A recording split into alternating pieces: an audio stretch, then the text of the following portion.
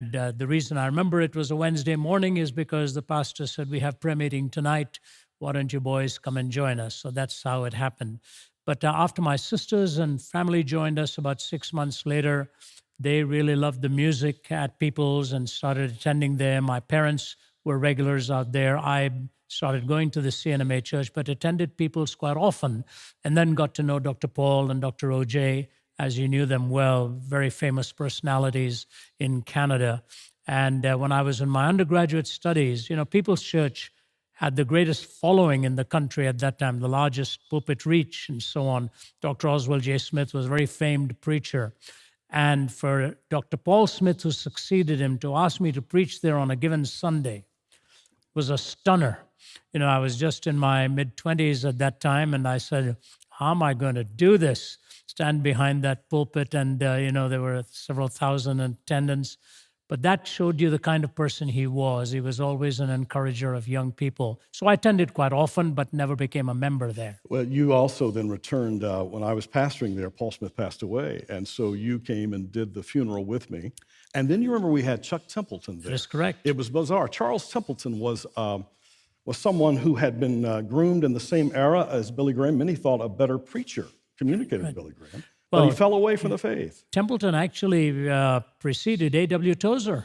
Yep. About a couple pastors before that. So the famed A.W. Tozer, and Templeton went to Princeton and said there he got into an intellectual pursuit of faith and repudiated his faith. At that time, Templeton was probably the most dynamic preacher that Canada had known. In fact, Billy Graham, I saw the two of them talking, and Billy Graham saying to him, if you'd stayed on with the Lord, you would have been the evangelist to the world. As you well know, they were good friends. Yeah.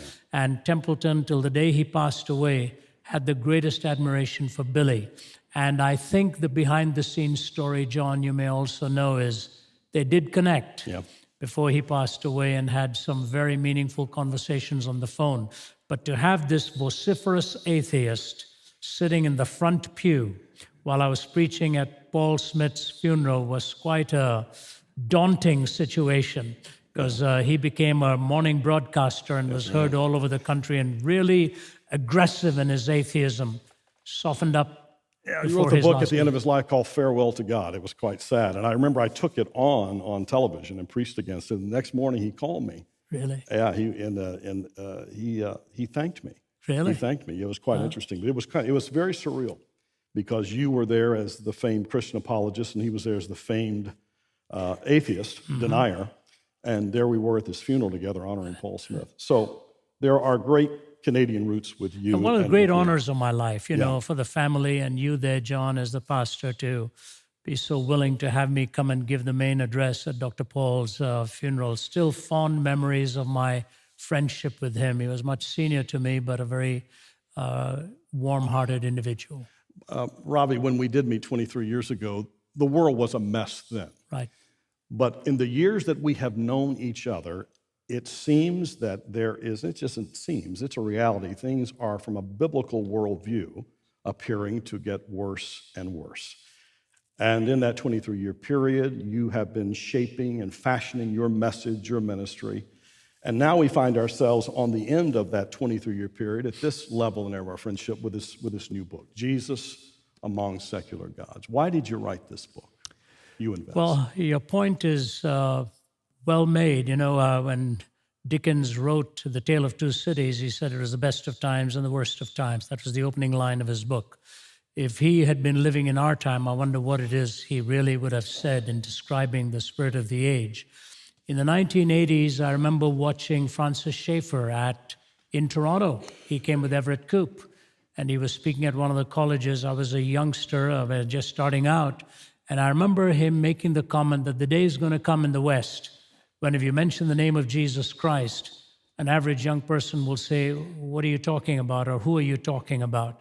And I thought that was somewhat overstated, but he was quite on target. So my colleague is here, Vince Vitale, who we served together on this team. And this subject was proposed by the publisher, actually, John. I had done Jesus Among Other Gods, done several years ago. And the publisher came to us and said, so many of these isms are around now: secularism, humanism, pluralism, scientism, relativism. which somebody once said all these isms should be wasms, but they're still very much isms. How do you respond to these? It was the famed D.V. Hill, the African-American preacher, yes. said some of these isms should be wasms, Right. So Vince did the harder work on this, collating this, the 8 chapters or so. He gave me 4 of them. He took 4 of them, did the intro and the outro and so on, and we worked together. But I think it is possibly in terms of time, this is, I think, my 25th or 26th book. I don't know what it is, but in terms of timing, this may be the most appropriate one we have written. Yeah. So when you structured the book, you and Vince, and I'm looking here at the chapters, basically a chapter on atheism, scientism, pluralism, humanism, relativism, hedonism, and then a final appeal in chapter 8 to love the truth. Obviously, when you get into a book, you spend time in that first chapter as I was digging through it. And by the way, this book is really hot off the presses. I just got this book, I think, on Thursday or Friday. So 1 week old, yeah. Yeah, so when you get it, this really is hot. In your first chapter, Altars Against God, it's very gripping there because you talk about these isms, you and Vince, but before you get there, you examine the gods that secular thinkers actually worship. How repeatedly you say they leave their own questions unanswered. And I found fascinating, Ravi, and I think all of us have seen this, the increased anger, the hostility toward people of Christian faith. It existed a long time ago, but there is an intensity now, and you really work through that in chapter 1. You know, last year, almost exactly at the same time, I was speaking at the presidential prayer breakfast the night before to the media. And it was a very fascinating opportunity. Many of them, of course, are on television and the printed page. And a woman was in the audience. She came up to me and she said, I have worked in the State Department for 34 years. She said, I've been a career person in this field. She said, I have never seen such hostility and such poison in the air in terms of the way people are treating each other. And she said, on Capitol Hill, the mood is toxic. This was somebody from the State Department. And you know, when I listened to that, I said, well, yeah, we see it, don't we? Just look at how even these hearings are going on. You would never have realized that this kind of a day would come with so much of disruption, so much of rancor, so much of bitterness. And I think there are 3 or 4 dots that have to be connected here. Okay. And number 1 is the fact that a repudiation of God is right at the base of this. The tragedy of disbelieving in God, said G.K. Chesterton, is not that a person ends up believing in nothing. Alas, it is much worse. That person may end up believing in anything. And he went on to say there are many, many angles at which you can fall, but only one angle at which you can stand straight. Well, we no longer want to stand on absolutes. We no longer believe there's an ontic referent, a point of reference for right and wrong. All of our values are self-referencing. So if our values are self-referencing, we have no patience with anybody else. We don't think of a counter perspective. I mean, I'm not much of a Hollywood fan. I don't watch any of those programs. I'm a reader. But I don't know of any institution that has more award-giving ceremonies than that one. They're always giving themselves awards. And it is a self-deification in process. Yeah. So when God is abandoned, what is left? Basically, politics has filled that vacuum. Politics has become religion. And politics will always stir up antipathy, intolerance, and an aggressive state of mind. So the foundation of God is gone. Politics becomes that next temple, and you add to it sports and entertainment and all of that. What have we got but a culture that has become extremely hateful and extremely hostile?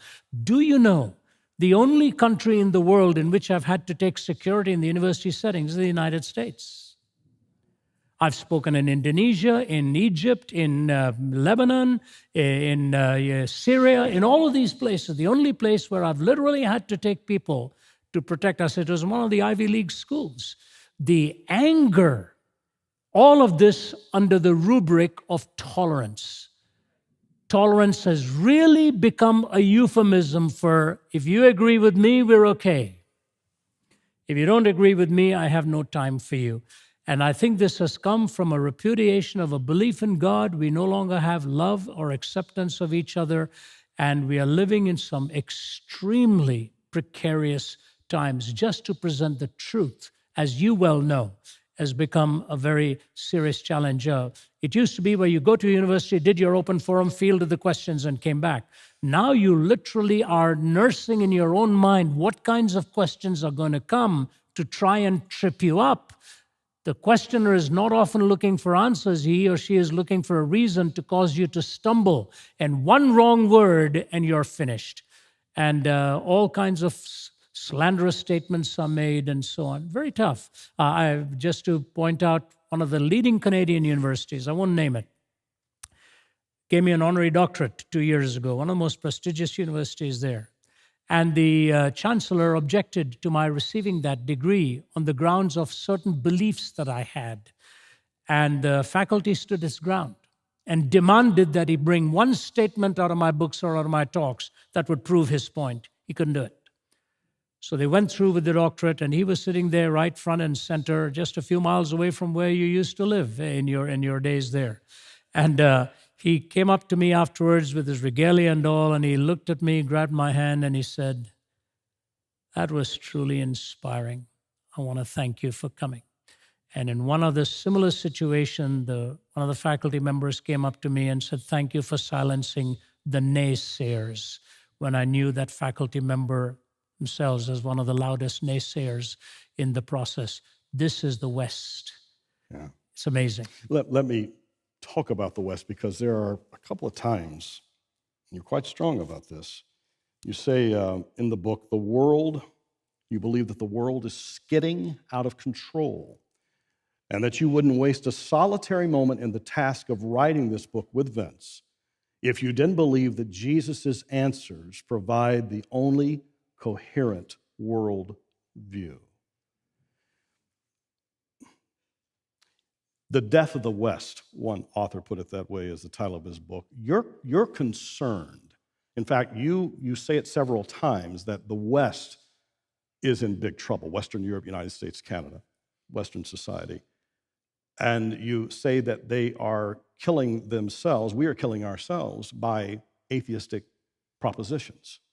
Could you expand on that a minute? Yes. It's fascinating, because it's as clear to us, you articulate so well, but it's what we're seeing happening with terrorism, ISIS, et cetera.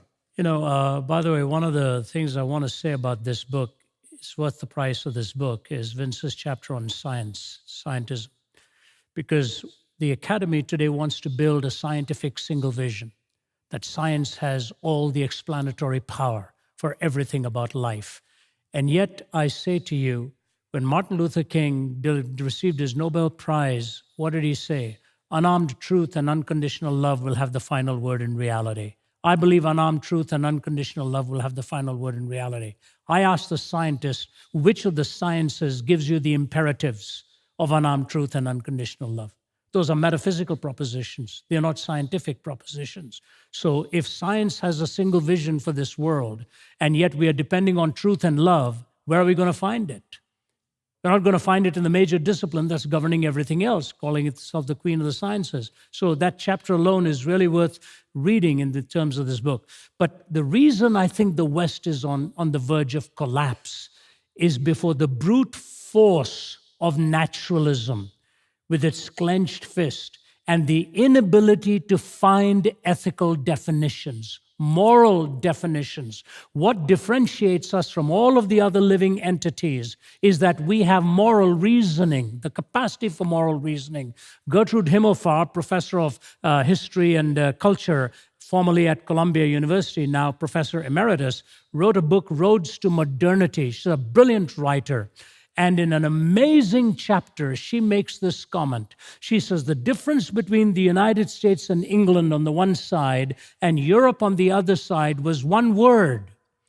She said in Europe, reasoning was supreme. A la Descartes and all of the French philosophers, rationalism, reasoning was supreme, and they were going to interpret everything with reasoning.